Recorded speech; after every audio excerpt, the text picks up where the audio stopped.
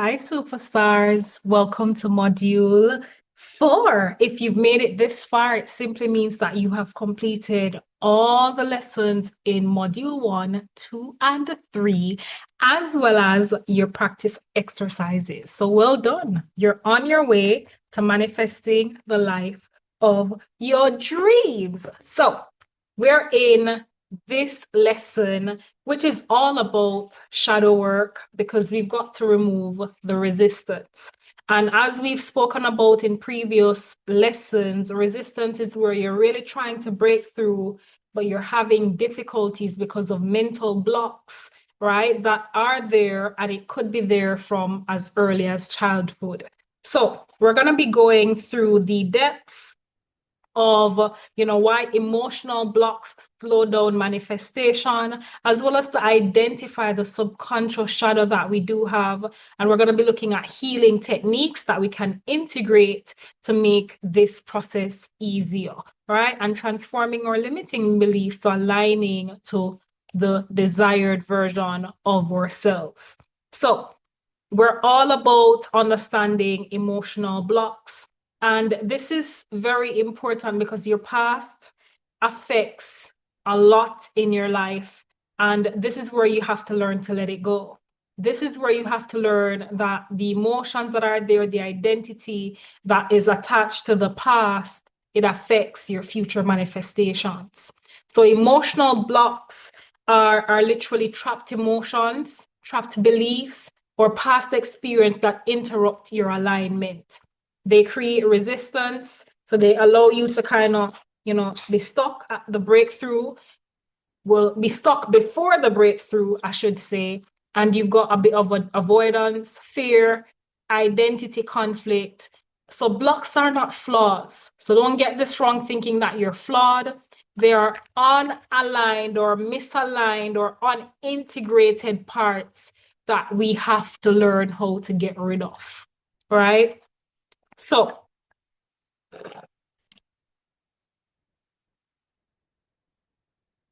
first of all, how do we form emotional blocks?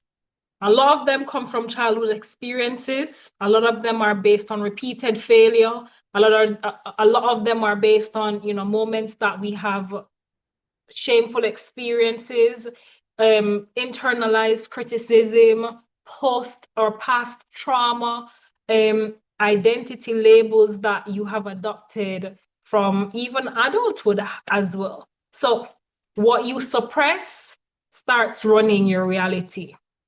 And some of us are really good at suppressing the truth, right? Some of us are really suppressing a lot that has happened in the past, and it's really not doing our future or our desired self any justice. So this is where we've got to break free. This is where we have to do the shadow work, because the shadow work is really where now we do the groundwork to get rid of the resistance, the avoidance, the fear, right? So you've got to face parts of you that you've probably been avoiding for decades.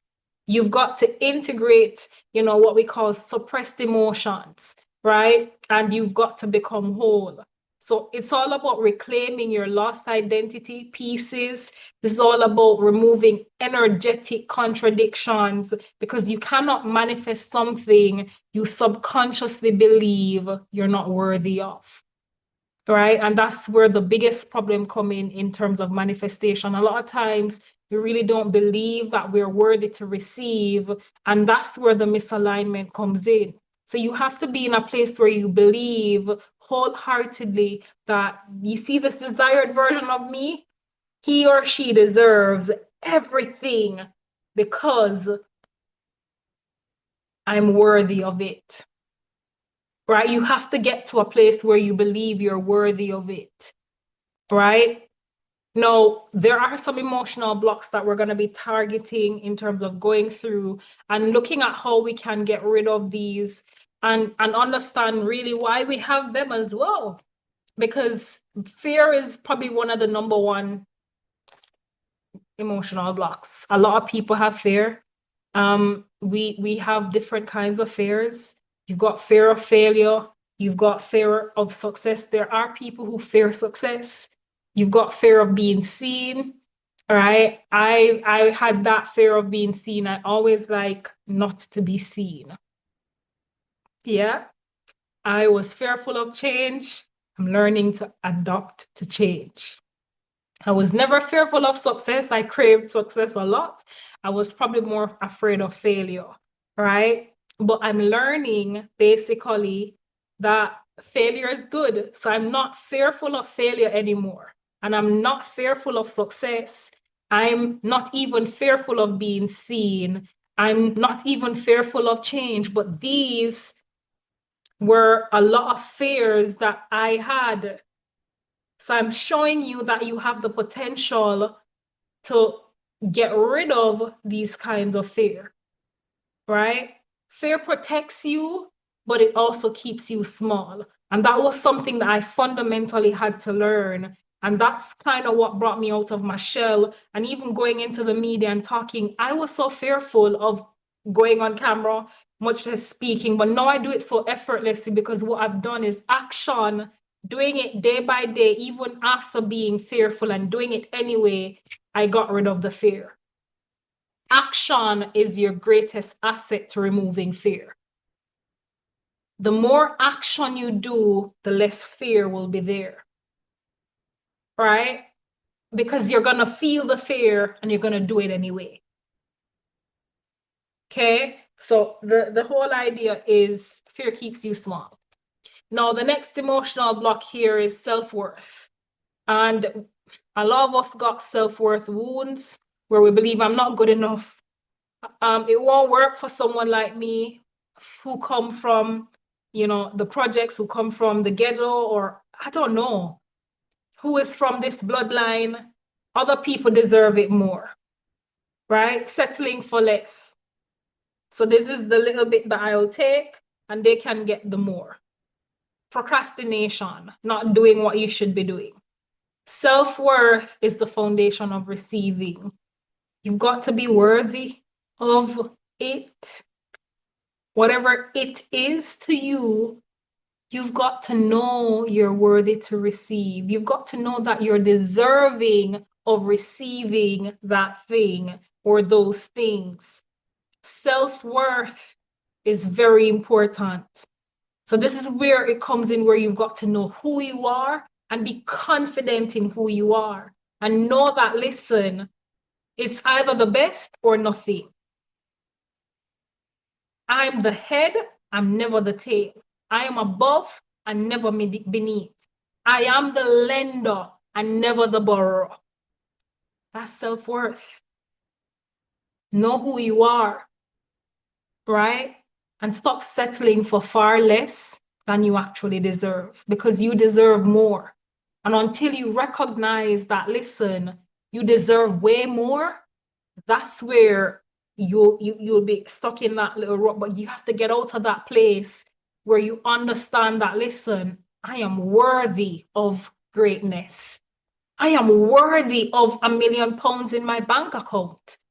I am worthy to receive that new home. I am worthy to receive the 2025 Mercedes-Benz that's parked somewhere out there on the mart.